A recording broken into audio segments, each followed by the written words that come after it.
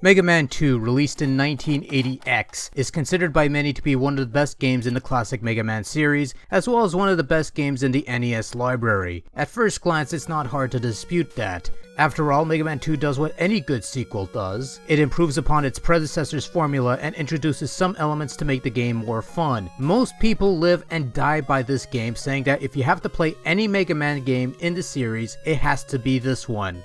Or at least that's what I'm told.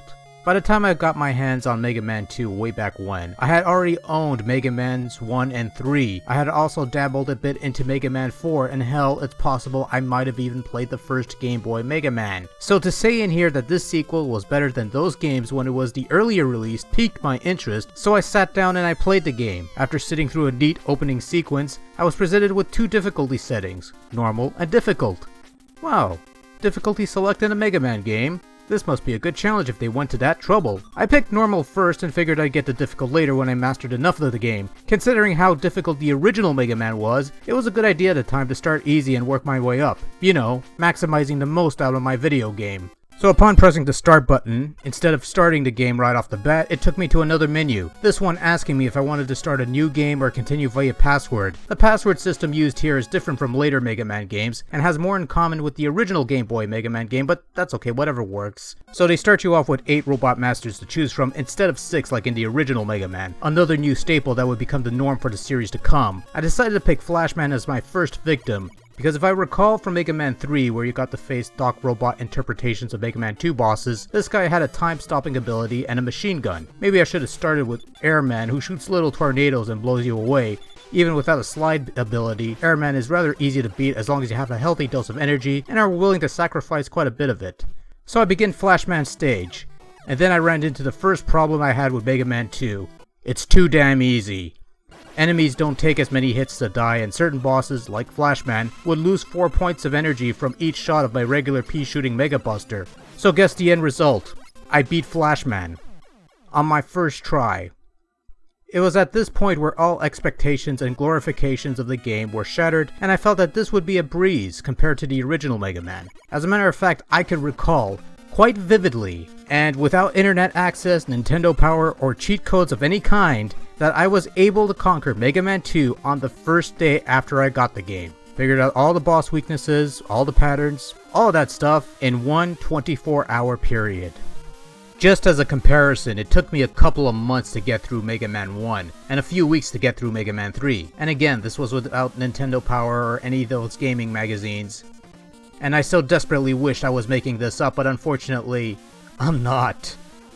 Of course, it wouldn't be a total breeze. Those super laser things in Quickman stage are a headache, and the disappearing blocks of doom make a return at perhaps its most vicious puzzle in Heatman stage, but given time, patience, and the help of a special item or two, they can be beaten, and they eventually were. After beating the game rather easily on normal difficulty, I decided to try out difficult. The game was still somewhat on the easy side, although not as much as the first run. Enemies now took more hits to die, damage to bosses were more respective to those of the first game, Mega Buster shots only did either 1 or 2 points of damage here and there, and a couple enemies had extra actions such as the snail bots losing its shell after a shot or two. So in this setting it was a tad more difficult, but not so much that I didn't beat the game in the span of a week. And then I went back to playing Mega Man 3 while Mega Man 2 sat on the shelf, collecting dust, and being relatively unloved for the most part. Oh, I'd pull it out every so often, but to this day, it's probably the least played of the 6 Mega Man NES games that in my collection. Even Mega Man 5 gets more play time than Mega Man 2.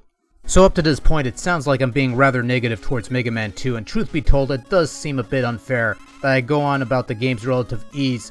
I'm not above basing my review on my overall teenage disappointment in a title from years past, nor am I using that experience as an excuse to say Mega Man 2 is a bad game, because it really isn't. In fact, if there's one thing I could say about the game that holds true, it's that it took the gameplay of the original Mega Man and molded it into something more refined, basically providing the template for which future games in the series would copy from. And while I do not believe this to be the holy grail of Mega Man games like so many other folks, it's still a very good game that manages to be a good sequel that improves upon the original in many ways. For some strange arbitrary reason, the sequel to certain NES games would either change or drop the gameplay elements of its predecessor for something different. Zelda 2 ditched the overall gameplay and adopted a side-scrolling adventure game. Super Mario Bros. 2, well, the one we got anyway, ditched stomping on Goombas and Koopa Troopas in favor of tossing vegetables at Shy Guys and Frog Kings. Castlevania 2 retained the whip play of the original game, but turned a simple platformer into an open-ended adventure story. And yet Mega Man 2 is one of the few NES sequels to retain the gameplay elements of its original. Because of this, players who have played the original game will have no problem picking this one up, and there was nothing new to learn except which order to fight the bosses in and how to use their powers. Although really, this shouldn't take you that long to figure out.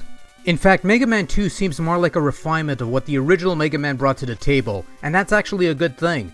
Controls feels a bit tighter here, the level design is somewhat better than it was in the first game, Mega Man moves somewhat better than he did the first time around, and perhaps best of all, your special weapons will actually impact an enemy instead of just passing through a target while delivering multiple hits that does extremely minimal damage at best. Of course, there are the trademark features that are introduced into Mega Man for the first time. Passwords are implemented to continue where you left off.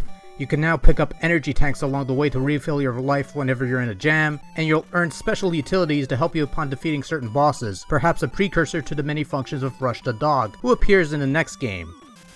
As stated, Mega Man 2 boasts two difficulty settings, normal and difficult. This is actually a bit misleading as the two choices should be actually easy and normal. Enemies on normal difficulty take half as many hits to die. Again, awe and amazement as one piece shot from your P Mega Buster deprives Flashman of 4 hit points, and some of them don't even perform at full capacity. Regardless, this game is fairly easier than the first game due to the extra tools you have at your disposal, but even then, don't assume it's super terribly easy. There's still a couple trouble spots here and there, such as the super duper one-hit kill lasers in Quickman stage, the block puzzle and Heatman stage that can easily be overridden with a special item, and that flying dragon who pursues you relentlessly in the first Wily level. So this game does have its challenging moments, just not that many of them. And some of these challenging moments are just as plain due to stupid bullshit programming. There's a boss in one of the Wily Fortress levels that require you to use crash bombs to clear all the orbs. In addition, you'll need to clear the barriers using those same crash bombs.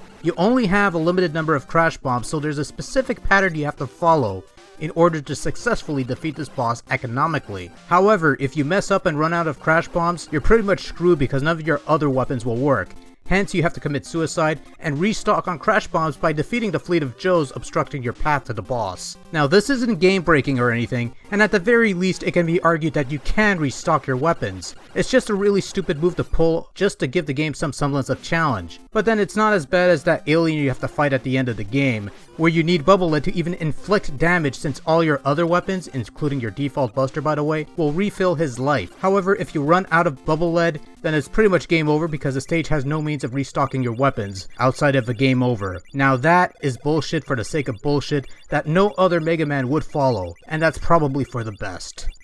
The graphics in Mega Man 2 are similar in style to Mega Man 1. In fact, the main player sprite remains the same as before, but are complemented with new enemies, bosses, and stages that look somewhat more impressive than its prequel. The original Yellow Devil boss is somewhat neat looking, but that Green Dragon still has one of the best intros of any Mega Man boss in any Mega Man game. And the final boss, the first time you saw him back in the day before all this high technology, was really a neat twist killed by the ending. So the game does have plenty to enjoy in terms of visuals. It's a very pretty looking game and right up there with most of the other nice looking NES games released during the time. One thing I'll say about Mega Man 2 is that it really looks better than Mega Man 1, and to its credit, the North American box art isn't as offensive as the first game's art.